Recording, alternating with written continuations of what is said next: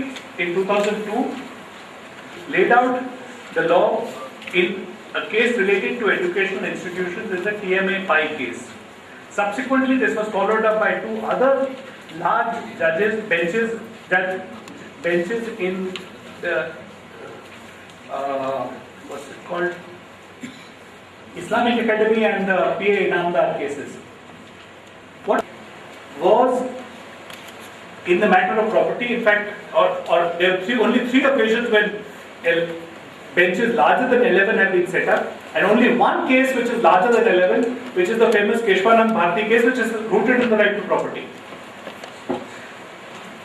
While this judgment is concerned with educational institutions, as is natural, constitution benches of this size create law that has ramifications beyond the narrow. Some key principles about regulation, and I am going to spell those out because they are important. I am quoting not from the TMA Pi case, which, like with all court judgments with 11 judges, is very difficult for a layman to put together. So I am going to take recourse to a technique which is perfectly respectable in law. I am going to use the statement of what the 11 judge bench said by a reference to a Supreme Court bench of 7 judges in the Inamdar case, which is important for our purposes, which encapsulates the judgments of this judge. And since it is by 7 judges speaking in unison, it has some value to its own. Now, they note, and they are talking about educational institutions, they note that right to establish an educational institution being an occupation is protected by Article 19(1)(g). Notwithstanding the fact that the right of a minority to establish and administer an educational institution will be protected by Article 19(1), the founding fathers felt the need to enacting Article 30. The reasons are too obvious to require elaboration. Article 30 is intended to instill confidence in minorities against any executive or legislative encroachment on their right to establish and administer educational institutions of their choice. This is important.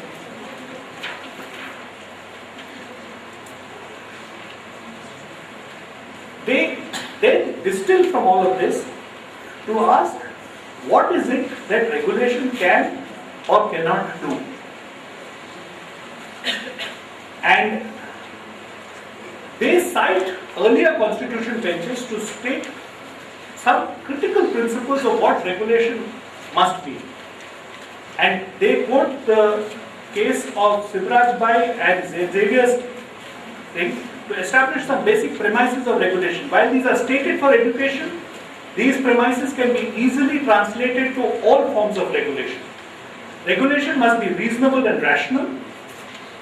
It is regulative of the essential character of the institution, and it is conducive to making the institution an effective vehicle for education of the minority. I am stating this because PA Inamdar says that these principles apply regardless of whether it is minority or majority. Thirdly, it is directed towards maintaining excellence of education and the efficiency of administration so as to prevent it from falling in standard. So they spell out what must a regulator seek to achieve. This threefold test of what a regulator should be doing has met the approval of the TMA Pi case as well. As I said, this is stated for education, but you can literally translate it to every educator by simply changing the objective from education to whatever objective that regulator is seeking to fulfill. Regulation framed in the national interest must necessarily apply to all educational institutions, whether run by majority or minority. Such a limitation must necessarily be read into Article 30. So that's the first major point of the Constitution bench, which says that regulation cannot be limited by community or language considerations. If it is a national interest, it will apply to everybody. Then they go on to some specific questions which are of importance, and I am spelling them out because of a reason, and I will explain the reason. The Inamdar case spells out the appropriation by quota by state and enforcement of regulation for reservation policy on unaided educational institutions